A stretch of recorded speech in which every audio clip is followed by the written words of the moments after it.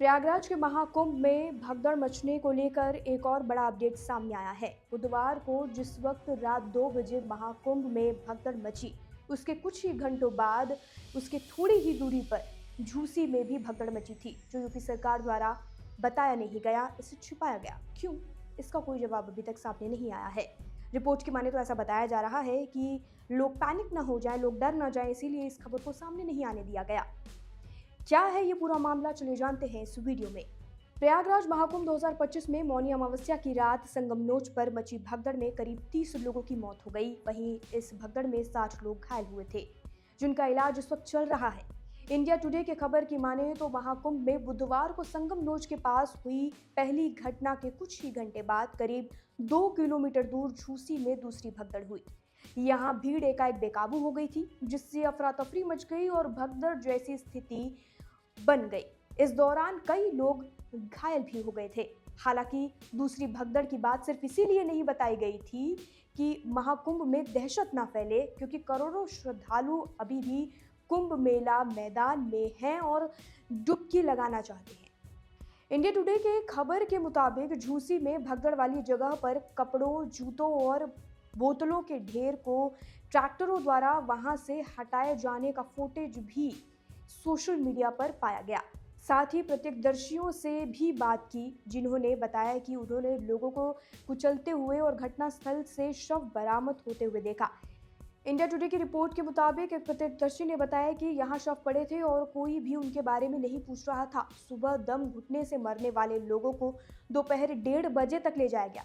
झूसी में दूसरी भगदड़ सुबह करीब 5:55 पर हुई, इसके आसपास, जबकि पहली भगदड़ संगमनोच के पास 1:30 बजे के आसपास हुई थी। खबर के मुताबिक अधिकारियों ने कुंभ मेला मैदान में मौजूद करोड़ों श्रद्धालुओं में दहशत को रोकने के लिए दूसरी घटना की शुरुआत में सूचना नहीं दी। झूसी की बात करें तो झूसी गंगा नदी के उत्तरी तट पर स्थित है, जहां गंगा, यमुना और पौराणिक सरस्वती का संगम होता है। संगमनोच के पास हुई भगदड़ के कुछ ही घंटों बाद इस स्थल पर भगदड़ मच गई। प्रयागराज के मूल निवासी हर्षित ने बताया, भीड़ इतनी ज्यादा थी कि वे पूरी तरह से नियंत्रण से बाहर हो गई थी। ये झूसी की बात है। लोगों ने बैरिकेड्स तोड़ना शुरू कर दिया और आगे बढ़ने लगे। इतना ही नहीं, लोगों ने बताया कि इस अफरा तफरी के बीच लैपटॉप और आईफोन चोरी हो गए थे। रिपोर्ट की माने तो नेहा ओझा ने यह भी बताया कि उनके कैश काउंटर से 1,80,000 रुपए लूट लिए गए। इतना ही नहीं, नेहा ने यह भी बताया कि बुजुर्गों के शव कपड़ों और जूतों के मलबे से निकाले जा रहे थे। एक टेंट के सामने 2 मौतें हुई थी। इंडिया टुडे की रिपोर्ट के मुताबिक एक अन्य प्रत्यक्षदर्शी ने बताया कि जब झूसी में भगदड़ मची तब कोई भी पत्रकार वहां मौजूद नहीं था। उन्होंने बताया, लोगों को भगदड़ के बारे में संगम पर नहीं पता चलने दिया। झूसी में मलबा हटाने में लगे एक कर्मचारी ने बताया कि वे शाम 6 बजे से काम कर रहे थे। इस त्रासदी के इतने बड़े पैमाने पर होने के कारण साइट को पूरी तरह से सेफ करने में 6 घंटे से ज़्यादा का समय लग गया और ट्रैक्टरों के चक्कर लगाने पड़े थे। यानी कि यहाँ की बात करें तो झूसी की खबर को पूरी तरह दबाया गया, बिल्कुल सामने नहीं आने दिया गया। अब इंडिया टुडे की रिपोर्ट की माने तो जो 30 लोगों के मरने की खबर सामने आई, वो 30 सिर्फ महाकुंभ की, प्रयागराज के महाकुंभ की नहीं थी, बल्कि वहाँ से 2 किलोमीटर दूर झूसी की भी थी।